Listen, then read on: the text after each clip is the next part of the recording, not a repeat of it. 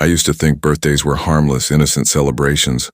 That was before my 22nd, a night that changed everything I thought I knew about reality. I was living in a small apartment in Detroit, a studio with cheap linoleum floors and walls so thin I could hear every neighbor's argument. That night, I had invited a few friends over for a casual birthday dinner. Just pizza, cheap wine, and laughter. Nothing fancy. Or at least, that's what I thought. The evening began normally. My friends arrived carrying gifts and joking about my ancient age, and I laughed along, pouring glasses of wine. Then came the cake. It was simple, homemade, chocolate with vanilla frosting. Nothing special. But when I lit the single candle on top, I noticed something odd. The flame flickered, then grew unnaturally large, brightening the room with an almost blinding light. Everyone squinted, shielding their eyes. I laughed it off, blowing the candle out, expecting it to extinguish like any normal flame. But it didn't. No matter how many times I blew, the candle kept burning. And that's when the whispers began. Faint at first, like someone talking behind the walls, but gradually louder, clearer, forming words that chilled me to the bone. Don't blow me out. Don't leave me. Stay. My friends assumed I was joking, telling me I had too much wine, but I wasn't laughing. I could feel the candle flame stretching toward me, warm, almost sentient. I tried to move the cake, thinking maybe the candle was defective, but as I touched it, a shock ran through my fingers, like static electricity, but worse, heavier, almost alive. My friends laughed nervously, but I couldn't shake the feeling that the candle was watching me, learning me, waiting for something. The whispers grew more insistent. Your birthday. Your time. Mine now. Hours passed, or maybe minutes. Time became meaningless. My friends left one by one, claiming they had to go, leaving me alone with the cake and the unending flame.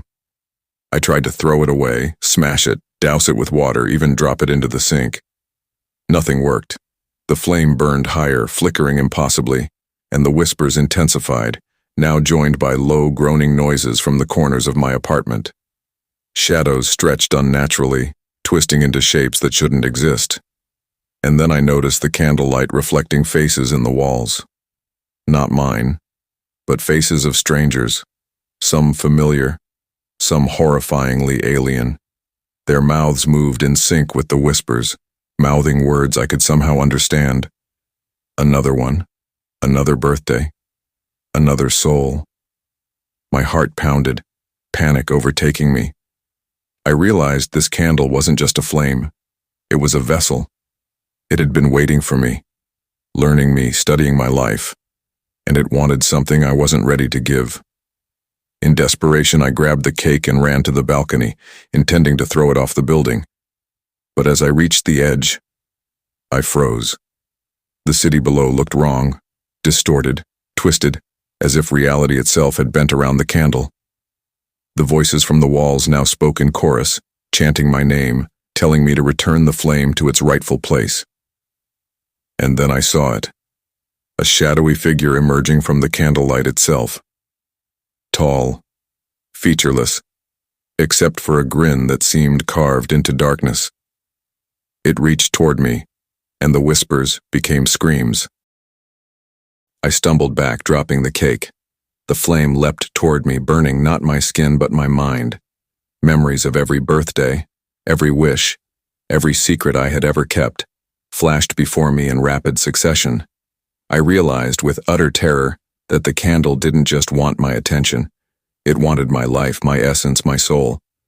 And it had been feeding off birthdays for years, collecting people like me, one by one, silently, invisibly. I don't remember how I escaped that night.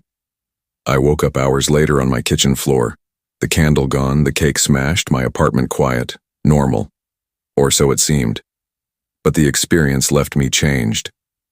Every birthday since, I noticed candles flickering unnaturally in restaurants, in friends' homes, even on strangers' cakes.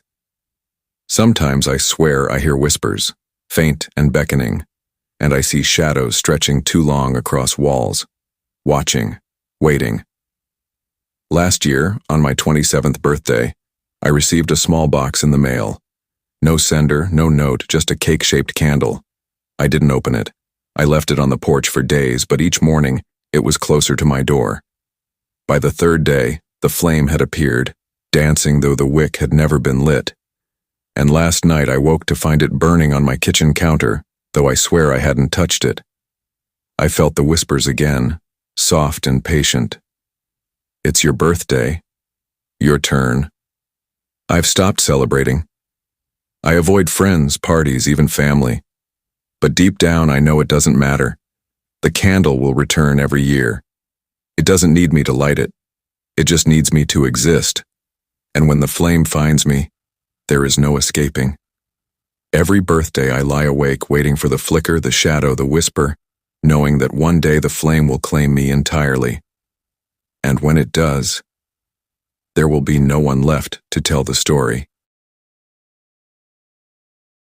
I thought I was done with birthdays. Not because I hated them, but because of what happened on my 23rd.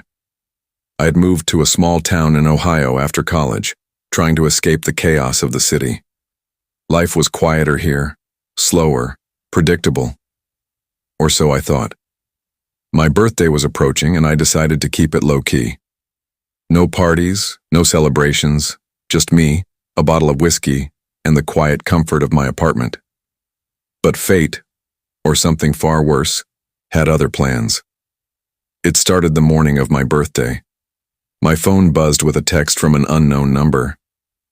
Happy birthday. You look different this year. I frowned. I didn't recognize the number and I had never saved it. Thinking it was a friend playing a joke, I ignored it. But minutes later, another text arrived. You're alone. Perfect. My stomach sank. There was nothing funny about it.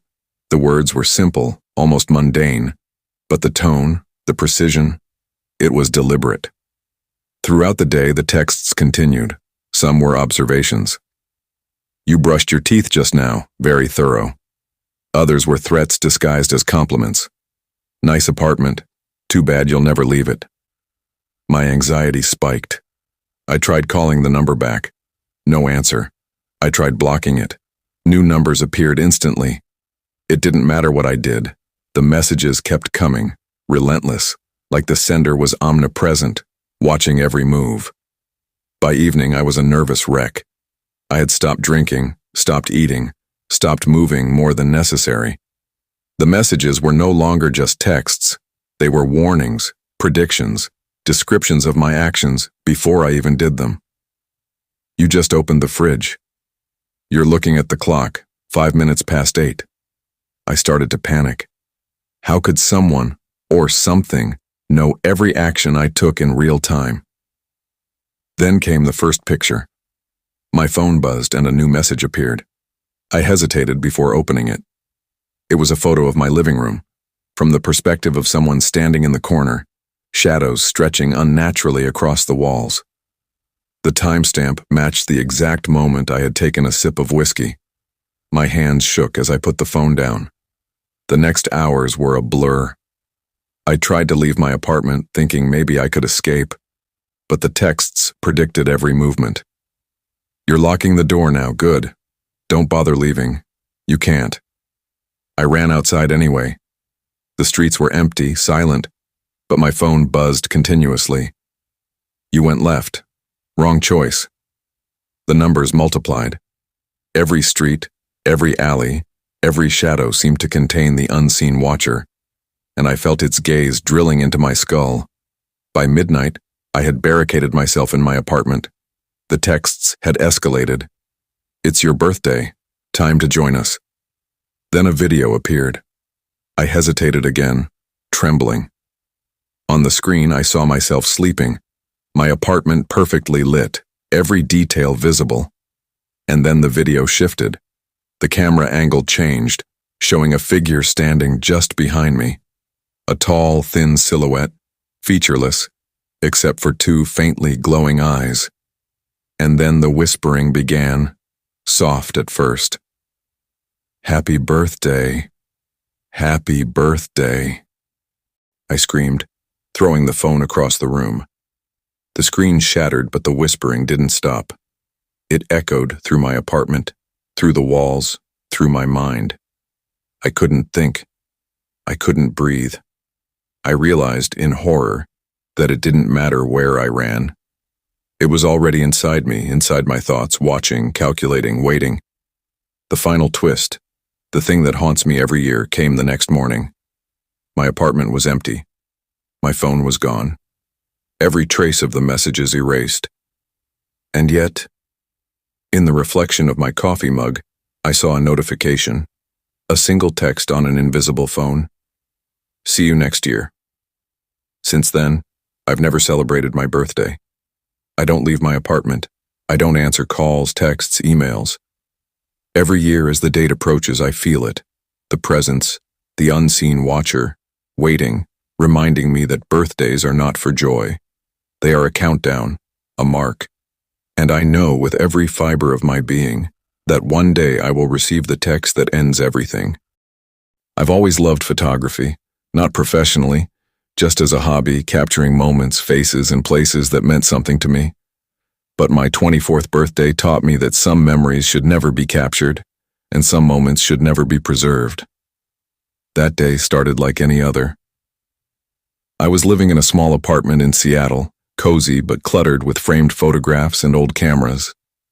I planned a simple celebration, inviting just a couple of friends over for drinks and a small cake.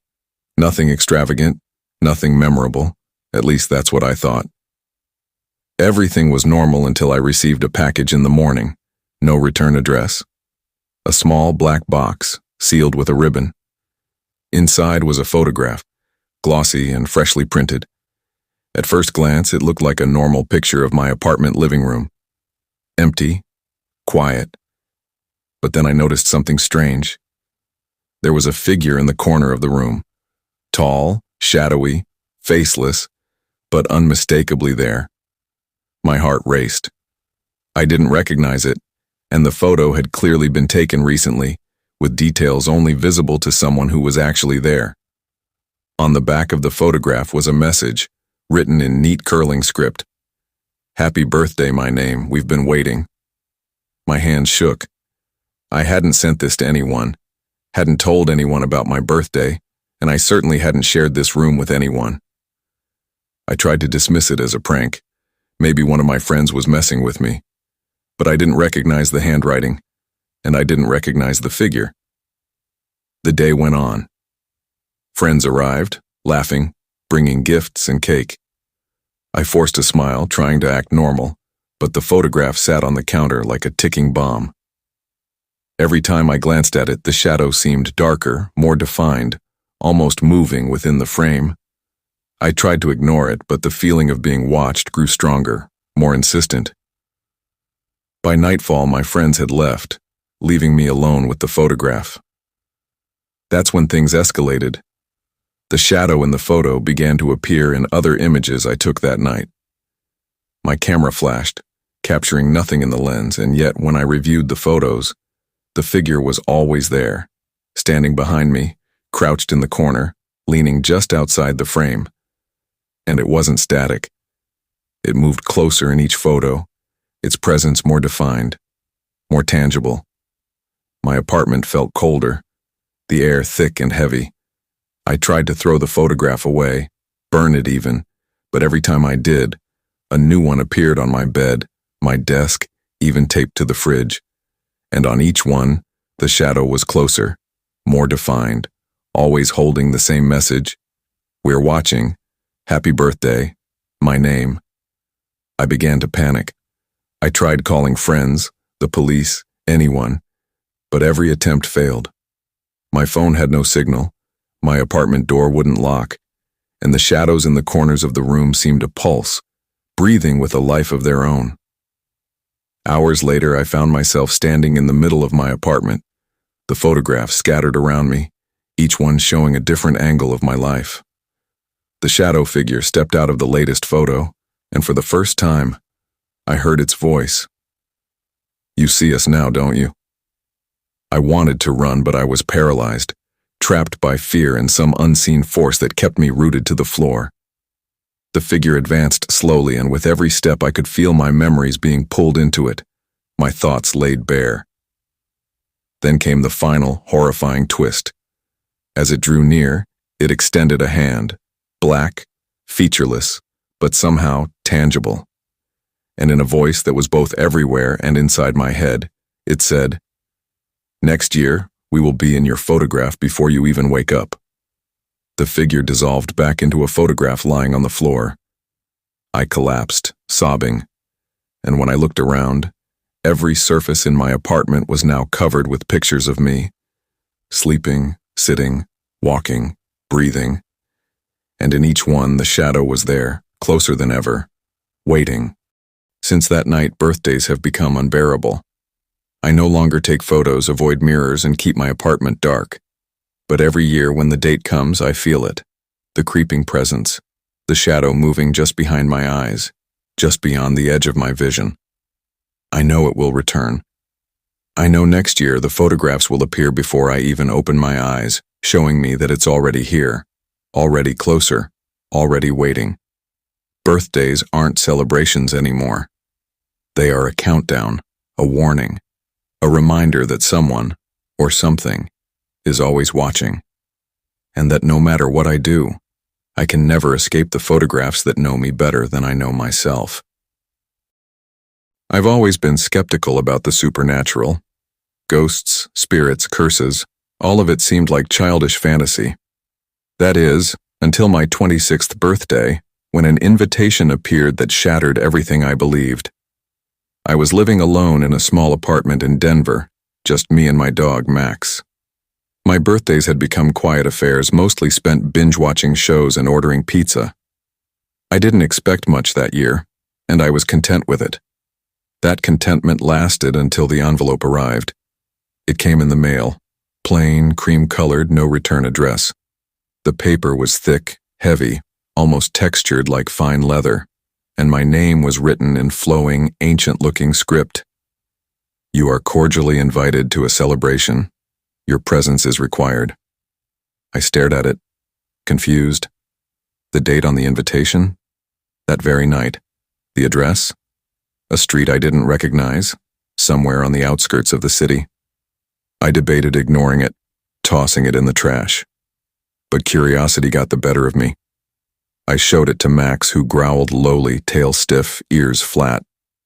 His reaction, oddly, unsettled me more than the envelope itself. I tried calling the number printed on the invitation. There was no response, just silence. By dusk, the unease had grown, but I still decided to go. I convinced myself it was a prank, some elaborate birthday joke by an old friend, even though no one could have known my address.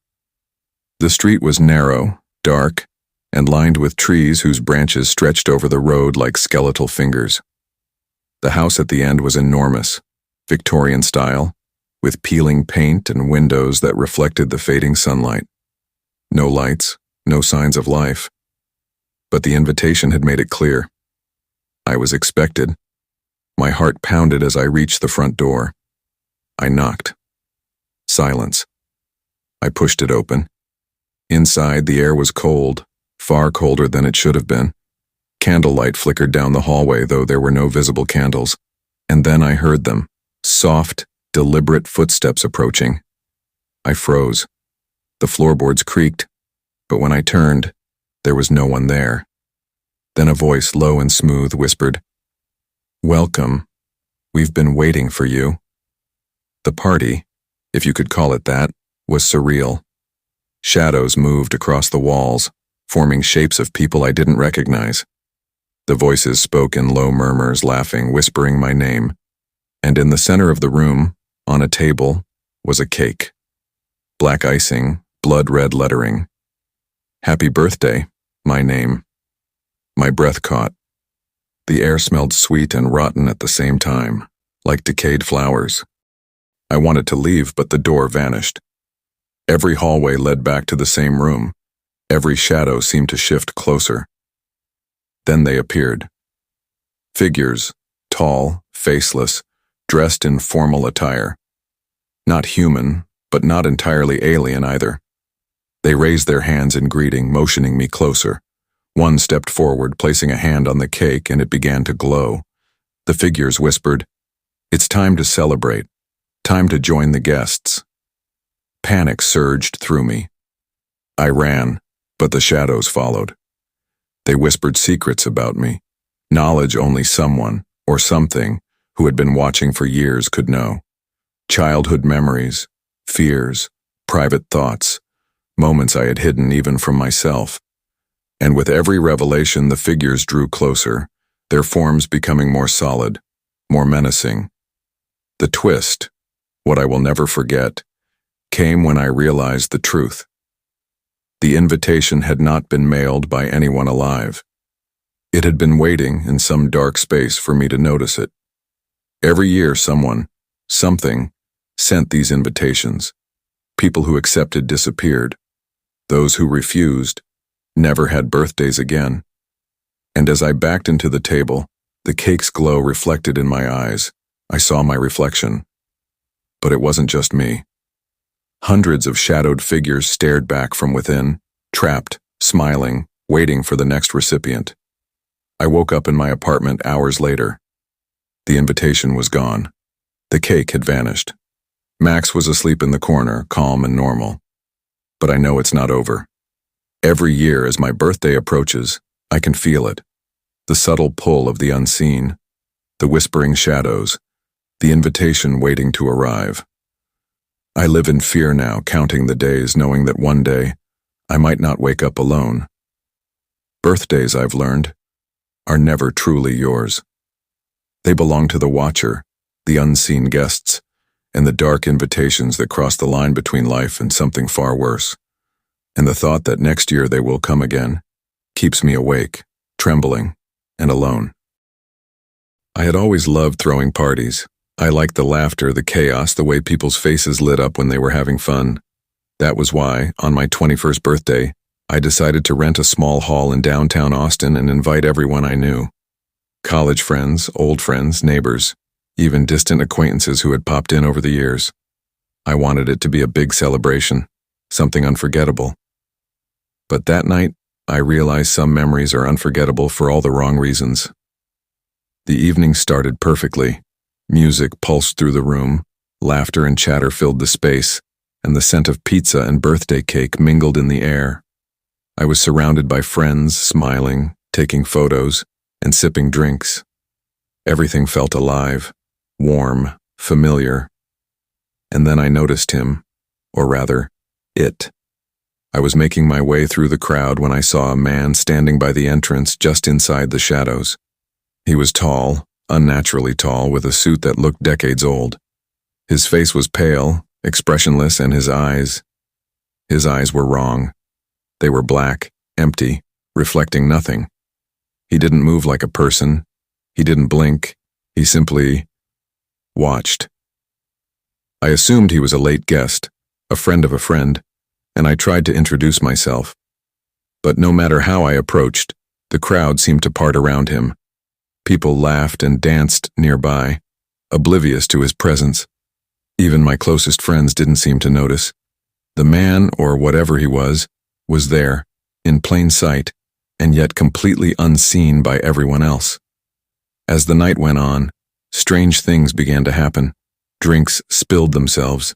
Chairs tipped over without contact. The music skipped and warped, distorting familiar songs into eerie, discordant notes. I felt a chill creeping over me, a coldness that had nothing to do with the air conditioning. And the man remained at the entrance, silent, unblinking, watching every move I made. Around midnight, I gathered everyone for the cake. I lit the candles, ready to make a wish, and everyone cheered. But then I noticed something horrifying. The man had moved closer, not walking exactly, more like gliding, impossibly silent, as if the floor itself carried him. And now, he was behind the crowd, standing directly over me, his black eyes locked on mine. I tried to speak, to call him out, but no sound came. My friends sang happy birthday, oblivious, smiling and clapping, and yet I couldn't tear my gaze away. The candlelight flickered, casting shadows across his face, revealing something I couldn't unsee. Tiny scratches along his skin, as if he had been carved from shadows themselves. Panic surged through me. I grabbed the cake, trying to move, but the room seemed to distort. Walls stretched and twisted. Doors disappeared. The exit vanished. I realized with mounting terror that I was trapped in a space that was no longer the party hall I had rented. The music became distant, distorted, and the laughter of my friends warped into sinister whispers. Then the figure spoke. Not in words, but in a thought, directly in my mind. I wasn't invited, yet here I am. Now you belong to me. I screamed, a sound that no one seemed to hear. I tried to throw the cake at him, tried to flee, but my body felt heavy, unresponsive, as if gravity itself had turned against me. And the final devastating twist came when I looked at the crowd. My friends' faces. They weren't my friends anymore. Their eyes were black, hollow mirrors like the strangers. Their mouths moved, forming words I could understand in a whispering chorus. You invited us by celebrating. You can never leave. Happy birthday. I blacked out. When I woke, I was alone in my apartment, the party hall long gone. But the terror remained, and in the corner of every reflective surface in windows' mirrors, even my phone screen, I could see him. The guest who wasn't invited, watching, waiting. Every birthday since, I can feel the shadow of him, always near, waiting for the moment I let myself celebrate again. Birthdays are no longer joyful for me. They are warnings, and I know deep down that one day he will come again, fully, and this time, I may never wake up alone. I've never been particularly fond of attention. Birthdays for me were always awkward, uncomfortable affairs, but my 25th birthday took that discomfort to a level I could never have imagined. I was living alone in a modest apartment in Portland, Oregon, enjoying the quiet life. That morning I had woken up to find a small package slipped under my door. No return address. Inside was a music box, delicate, vintage, with intricate carvings of flowers and vines. A note accompanied it. For your birthday, play me if you dare. Curious, I wound the music box. At first it played a soft, tinkling melody, innocent enough. But as the tune continued, I noticed something strange. The melody didn't feel right. It was slightly off, like the notes were bending, warping around me. And then I realized something far more disturbing. The music was not just coming from the box. It was coming from everywhere. The walls, the floor, even the ceiling seemed to hum the same tune, twisting it, layering it in impossible harmonies. By the afternoon, the music had taken on words, whispered at first, but gradually forming sentences. Happy birthday, your time is near, join us. I tried to shut the box, cover my ears, even leave the apartment, but the sound followed me, persistent, insistent, as if it had grown legs and was walking beside me. My heart raced, panic bubbling up. Max, my dog, cowered in the corner, growling lowly, ears flat, trembling. He knew something I didn't yet understand. As evening fell, I invited a couple of friends over to help distract me from the increasingly oppressive music. We played games, watched TV, and tried to laugh. But every time the clock struck the hour, the music swelled, filling the room with a cold, almost liquid presence. My friends didn't hear it at first, but then their laughter faltered. Their smiles froze. They looked around confused, and that's when I noticed something even worse. The music wasn't just surrounding me. It was shaping them. Their expressions became distorted, their eyes hollow, faces twitching unnaturally as the song whispered directly into their minds. I tried to leave, dragging my friends with me, but the door wouldn't budge. The music escalated into a deafening crescendo. Notes wrapped around my chest, tightening as if trying to squeeze the air out of me. Shadows in the room stretched toward us, dancing with the melody, forming shapes that shouldn't exist. And then I realized the words had changed, focusing solely on me. Sing or be silenced forever. Happy birthday. I screamed, attempting to cover my ears, but the song wasn't external anymore. It had entered my head, burrowing into my thoughts, rewriting my memories, my fears, my desires. Every birthday wish I had ever made twisted into commands, luring me toward the music box. My friends were no longer speaking. They were chanting along, eyes fixed, their mouths moving in sync with the cursed tune. I realized with horror that it had claimed them too, bending them to the song's will. Then came the final, soul-crushing twist. The music box opened itself fully, spinning faster, the melody warping into something terrifyingly human. And I saw it, not in the reflection, not in the shadows, but inside the box.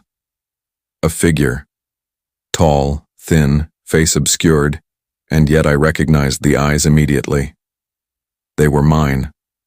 My own eyes, staring back at me from within the box. A whisper slithered through my mind. Every birthday we take another note. You are next. Sing or vanish. I blacked out. When I awoke, the apartment was silent. The music box lay shattered on the floor, the pieces cold, lifeless. My friends were gone. The clock read 3:33 a.m. And yet, deep inside, I could still hear the faintest echo of that cursed melody, whispering my name, promising that next year it would return, that the song would find me again, relentless, insistent, waiting until I joined it completely. Since then, birthdays have become unbearable. I avoid music entirely, unplug my electronics, cover mirrors, and sleep with earplugs and white noise. But I know the truth. I can never escape. The song waits. It's patient. And one day, on a birthday yet to come, it will sing me away entirely. I had always loved giving gifts. Thoughtful, personalized gifts. Something to show people I cared. But my 27th birthday taught me that some gifts are better left unopened, and some knowledge is better left unknown. I was living alone in a small apartment in Chicago, a cozy but cluttered space filled with books, plants, and old trinkets collected over the years. That morning, as usual, the mail arrived.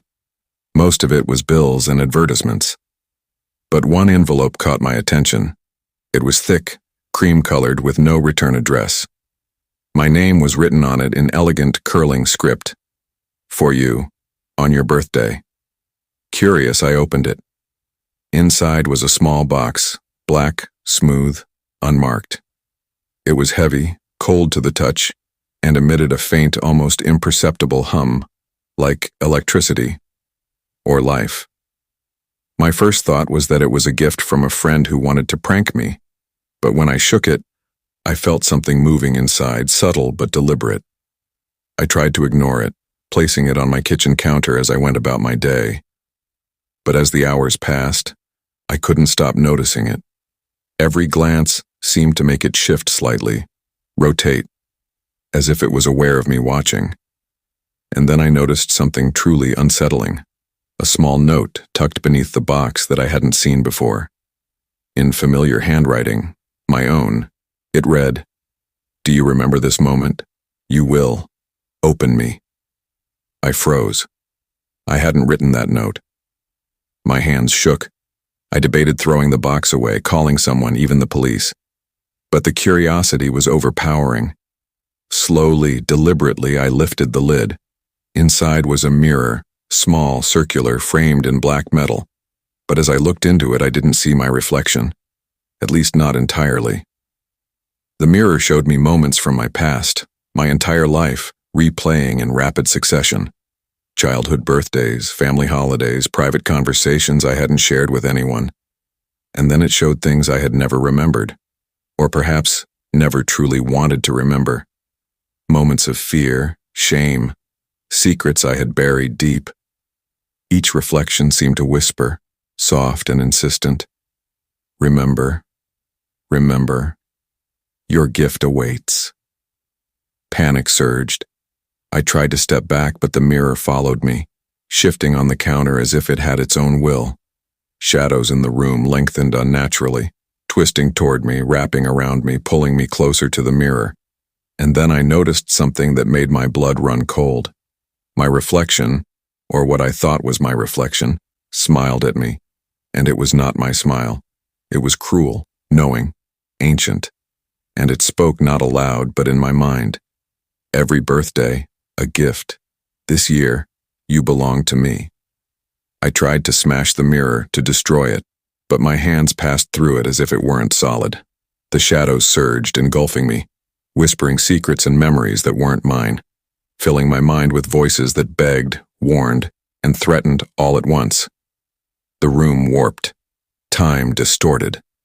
I could feel my life being rewritten in whispers, each memory being claimed by the mirror, reshaped, stolen. Hours, or perhaps minutes, later, I woke up on my apartment floor. The mirror was gone. The box lay empty. My apartment seemed normal. But something inside me had changed. I could feel it. Every reflection now held a faint, fleeting image of that cruel smile. Every time I saw myself in glass, I felt eyes watching, whispering, reminding me that the gift was never truly gone. Since that day, birthdays terrify me. I avoid mirrors, cover reflective surfaces, and never open presents. And yet every year I feel it waiting. Patient. Inevitable. Somewhere, somehow, the mirror will return. And when it does, I know it will claim me fully, pulling me into its reflections forever until all that remains is the cruel, knowing smile staring back at whoever dares to look. Birthdays, I've learned, are never just celebrations. They are contracts, traps, and warnings, and some gifts. Some gifts are meant to take you, rather than to give joy. I always loved quiet birthdays. My 29th, however, shattered that comfort forever. I lived alone in a small apartment in Philadelphia, surrounded by the faint hum of the city, the soft light of street lamps through my windows. I had ordered a small cake for myself, chocolate, my favorite, and I had one candle to light, just one. Nothing extravagant, just a simple acknowledgement that I had made it through another year. When I lit the candle, it flickered oddly, not like a normal flame, but as if it had a heartbeat pulsing in rhythm with my own. I leaned closer, mesmerized, and then I heard it. A whisper. Not from my ears, not from the room, but inside my head. Happy birthday. You finally noticed me. I froze, staring at the candle, thinking I was imagining things, but the whisper came again, more urgent. Blow me out. Or stay. My pulse quickened. I blew gently, and the flame only grew brighter, hotter, almost alive. Shadows in the room began to twist unnaturally, stretching across the walls, coiling like fingers reaching for me. Hours passed, or maybe minutes, I couldn't tell. The candle flickered in impossible patterns, shapes forming in the light, faces, eyes, mouths that opened to whisper my name. The whispering grew into sentences, chilling, demanding, another year, another soul, stay, or join us. I felt compelled, drawn toward the flame, my body moving despite my desperate mental commands to flee. Then I noticed something terrifying. In the reflections of every glass surface, every polished object in the room, I saw figures, shadowy, tall, featureless, standing behind me, circling closer as the candle burned. Their presence was heavy, pressing against my chest, filling the room with a cold, suffocating weight. The flame's whispers became a chorus, each one telling me things I had never shared, secrets buried deep inside me, fears I didn't even know I had. I tried to extinguish it with water, but the flame only danced higher, more insistent. It burned not wood, not wax, but air itself, twisting reality. The whispers became screams. It's your birthday, your turn, don't leave. I realized with paralyzing horror that the candle didn't want to burn. It wanted me, my essence, my soul, my life. And it had been waiting, feeding, watching every birthday I had ignored it. The final twist, the one that still haunts me, came when I looked away for just a second. When I looked back, I wasn't alone. Standing beside the candle was a figure, thin, dark, faceless, with eyes glowing faintly like embers. It leaned toward me, and for the first time, the whispering became audible. Next year, the flame will find you before you even light it. I blacked out. I woke hours later on the floor, the candle gone, the cake destroyed, my apartment silent and ordinary. But something inside me had changed. Every birthday since, I feel its presence lingering, in shadows, in flickers of light, in reflections that shouldn't exist. I know it's patient, waiting. Every year, I realize more clearly. No birthday is truly safe, and one day, the flame will claim me entirely. Now I avoid birthdays. I avoid candles. I avoid light that flickers in the dark. But I know deep down it will find me again. And when it does, there will be nothing left but darkness and whispers, celebrating the end of me. I used to live on the third floor of an old apartment building in Boston, a place full of narrow hallways, creaking floors, and drafty windows that rattled with the wind. I had always felt safe there, even though the building was old and a little eerie. But my 31st birthday changed all of that forever. The day started normally enough. I woke up, made coffee, and opened a few birthday messages on my phone. I didn't plan a party, just dinner for myself and maybe a small cake later. The weather was rainy, the kind of drizzle that leaves a damp chill in your bones. Around mid-afternoon, I noticed something strange. From my kitchen window, I saw a figure across the street, standing in the window of the building opposite mine. At first, I thought it was a neighbor, someone who happened to be looking out at the rain. But as I focused, I noticed the figure was unnaturally still. Tall, thin, dressed in black, face obscured by shadows. The figure was staring directly at me, or at least it seemed to be. My stomach twisted with unease. Something about it felt wrong. I turned away, thinking I was imagining things, but the figure didn't move. Hours passed. I tried to distract myself, watched TV, cooked dinner, but every time I glanced out the window, it was still there, always in the same spot, always watching. I called my friend later, telling him about it, laughing nervously, trying to brush it off as a prank. He told me to ignore it, that maybe it was just a reflection, a trick of the rain. But instinctively, I knew it was something more. By nightfall, the unease had grown into panic. I turned off all the lights, hoping the darkness would hide me, but through the curtain I saw movement. The figure was closer now, on my side of the street, standing under a dim street lamp. It raised a hand, slow, deliberate, as if beckoning me. My phone buzzed at that moment. A text from an unknown number. "Happy birthday. We've been watching." My hands shook. I called the police, but there was no response. Just static. I called my neighbor, but no one answered. The figure outside didn't move, but its presence was overwhelming, pressing against the glass, making the room feel smaller, heavier. Shadows stretched across the walls, twisting like fingers, and I realized with horror that it wasn't just outside. Something was inside my apartment too. The final moments were surreal. I tried to lock the door, but it opened by itself. The figure was suddenly inside, gliding across the room, silent, impossibly fast. I could feel its gaze boring into me, freezing me in place. And then I saw it, my own reflection in the darkened window. Behind me, in the reflection, the figure was smiling. My body twisted to look behind, but the room was empty. Then came the last chilling revelation. My phone buzzed again. Another text, this time showing a picture of me sitting on the couch staring at the window, and in the corner of the photo, standing behind me, the same figure impossibly close. The text read, "Next year, we'll be closer. Don't forget, birthdays are for us." I've moved since then, far away, and I never celebrate birthdays anymore. But sometimes, late at night when the rain taps on the window and the wind whistles down the streets, I feel it. The eyes, the presence, the knowledge that someone, or something, is always watching, waiting, patient, for the next birthday. And I know one day it will return closer than ever, and I may never escape the stranger in the window. I've always been the kind of person who tries to make everyone else happy, even at the cost of my own comfort. That's why, for my 32nd birthday, I decided to host a big party.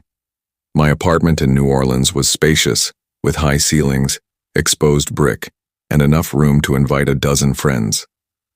I wanted it to be cheerful, lively, the kind of birthday that people would remember fondly. But what unfolded that night was something I could have never imagined, something that would haunt me for the rest of my life. Guests started arriving in the early evening, friends, co-workers, acquaintances I barely knew, all bringing laughter, gifts, and bottles of wine. Music played from the speakers, lights glowed warmly, and for the first hour, everything seemed perfect. I smiled genuinely, chatting, serving drinks, feeling the joy of people I cared about sharing a moment with me. But as the night deepened, I began to notice small oddities. It started subtly. Conversations seemed to loop. Someone would start a sentence, and another person would repeat it a few minutes later, exactly the same. Glasses would shatter without cause. A chill ran through the room that made my skin prickle, though the heater was on full. And then I noticed the faces of my friends, at first familiar, but now slightly wrong. Their eyes were darker than I remembered, reflections glinting with something unreadable, predatory. The real horror began around midnight. I called everyone over for the cake, and as I placed it on the table, I realized I didn't recognize half of the people in the room anymore. Some had faces I hadn't seen in years, yet they greeted me as if they were lifelong friends. Their voices were distorted slightly, echoing unnaturally. And then the doors started to vanish. The apartment that had once been so welcoming now felt like a cage, every exit closing in, every shadow stretching toward me. I tried to speak, to tell everyone something was wrong, but no one answered. Their eyes, black and hollow, locked onto me, and in unison they began to chant, "Happy birthday, join us, stay with us." My heart pounded, and I realized I could not move. My limbs felt heavy, as if the very air conspired to hold me in place. The music, which had once been cheerful, warped into a low, rhythmic pulse, synchronized with the chanting, growing louder, more insistent, until it filled my head entirely. Then came the twist that I never saw coming. The lights flickered, and I noticed my own reflection in the windows. Only I wasn't reflected alone. Behind me, dozens of shadowy figures hovered, tall, faceless, silent, watching. And in the center of that horde was a figure I recognized. Me, smiling cruelly, eyes blackened, mouth twisted into a mocking grin. The chanting grew louder, surrounding me, pulling me toward the center of the room.